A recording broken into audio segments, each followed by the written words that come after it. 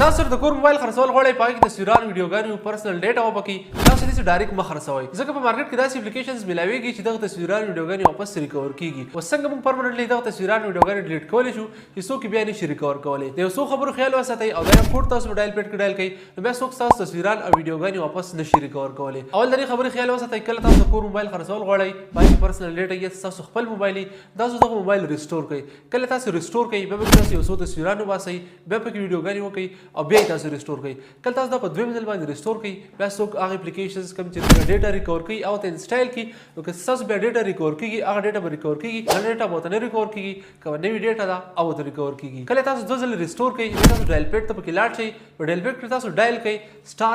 *9900# پر سکرین هم تاسو ته ښکاري کله هم تاسو دا ډایل کړئ تاسو دغه شی انټرفیس شو شي دغه شی ډېر شي آپشنز به درته شو شي تاسو پر یې باندې کلیک کړئ ډیلیټ ډمپ سټیټ کله هم تاسو پر یې باندې کلیک کړئ بیا تاسو خپل موبایل بېغمه خرڅ